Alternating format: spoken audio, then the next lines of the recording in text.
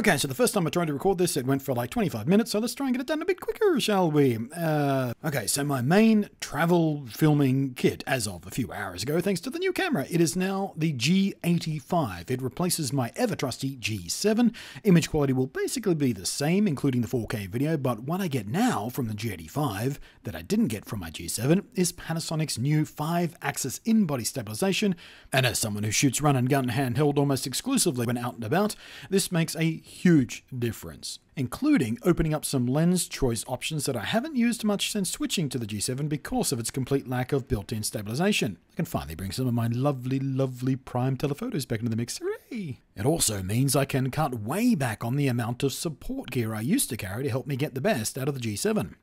The G85 is also built even stronger with a magnesium alloy frame, and it is weather sealed. The G7 is not weather sealed. Also, the G85 has unlimited record time, where the G7 had that dumb 30-minute limit. Grr. As I did with the G7, I'm teaming the G85 with what is basically the best all-rounder lens for the system, full stop.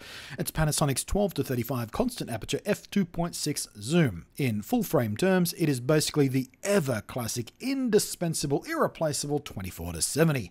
It is also weather-sealed, so now lens and camera body are weather-sealed. Hooray! As a support camera, while I would usually go for my Sony RX100 Mark II, this time around, for the first time ever since I got the RX100, I'm not taking it with me.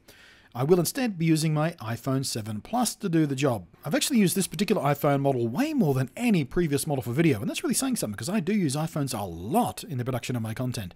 The massive upgrade to the front-facing camera in particular finally made the iPhone a practical vlogging camera. And the rear camera, or cameras in this case, are of course fantastic. I will also be testing out 2 new iPhone camera accessories for this trip to expand the capabilities, and also to make up for the low light limitations of the iPhone, especially compared with my usual go-to pocket rig, the RX100 Mark II, which is just fantastic in low light. I will go over these 2 accessories in more detail in their own review videos after I've tested them on the trip, but basically there's this case which has both front and back LED lights on it, should prove interesting.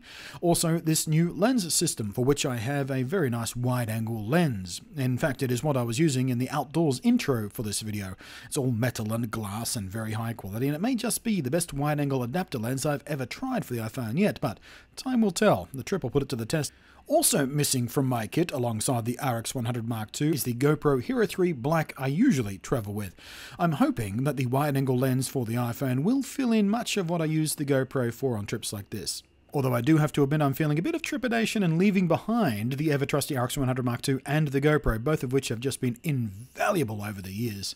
But you gotta move on at some point, I guess. Plus, both the iPhone and the G85 are 4K shooters, while the Mark II and GoPro Hero 3 Black are not 4K shooters. Because now I'm sliding into making my full production workflow 4K. Even though I'll still be publishing most stuff in 1080p, 4K source material gives me some very useful post-production editing options. When it comes to microphones, my on-camera mic will, as usual, be the amazing little Rode Video Micro, for which I also have the conversion cable for using it with my iPhone and the Lightning port adapter. Though for the most part, in fairly controlled conditions, the iPhone's own onboard mics do amazingly well.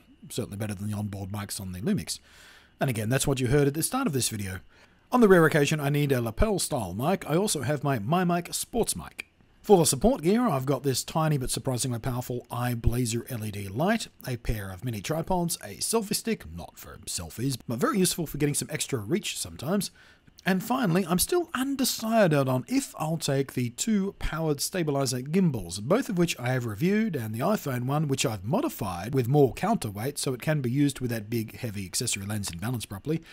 But frankly, the iPhone 7 Plus's own stabilization is pretty damn good, and this afternoon I'll be testing the G85's performance a bit more in that regard too. It has the in-body stabilization paired with the lens stabilization, which now work in tandem, so I may not even need either of these stabilizers to get lovely, smooth, good-looking footage.